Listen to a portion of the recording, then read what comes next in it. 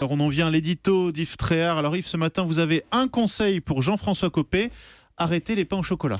Ah oui, ça ne lui réussit pas du tout le pain au chocolat. Et on peut en parler puisque c'est l'heure du petit déjeuner.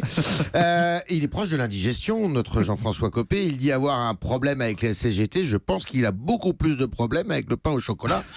C'est son poison. Répondant ici même, donc, dans la matinale hier, sur Europe 1, une question d'un internaute sur le prix de cette viennoiserie, le candidat à la primaire a dit qu'il n'en savait rien, mais que cela devait tourner autour de 10 à 15 centimes, soit 10 ou 15 fois moins que le prix en boulangerie, alors selon qu'on soit en province ou à Paris.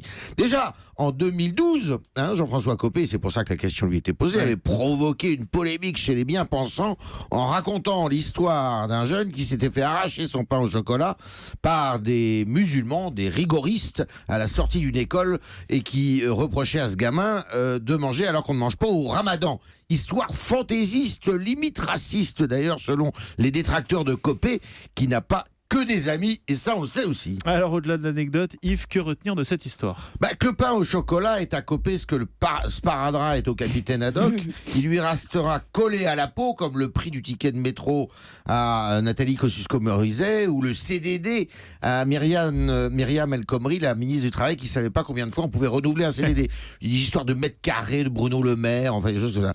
On va dire que c'est l'illustration, évidemment, de la déconnexion des élites, du personnel politique avec la réalité. Après, on se demande comment ils peuvent nous gouverner. Certes, on va le déplorer, on doit le déplorer, mais le procès est un peu facile et leur ignorance sur les petits détails de la vie quotidienne n'est pas grave au regard de tous les mensonges, de tous les gros mensonges que profèrent nos responsables politiques dans le seul but de nous manipuler, de nous faire voter pour eux.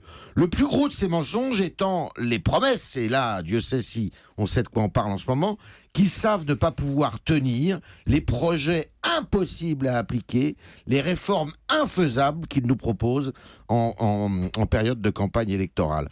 Pour rester dans l'univers de la boulangerie, ils nous roulent souvent dans la farine, gauche et droite confondues depuis 40 ans, et ça, on est servi. Vous êtes pessimiste surtout ce matin, Yves. Eh bien, je vais finir sur cette note. Mieux vaut un pessimiste actif. Cela permet de rester vigilant et de voter en connaissance de cause plutôt qu'un optimiste passif, ce qui conduit au pire des illusions et parfois jusqu'à la tyrannie. L'édito d'Yves Tréhard du Figaro. Merci Yves.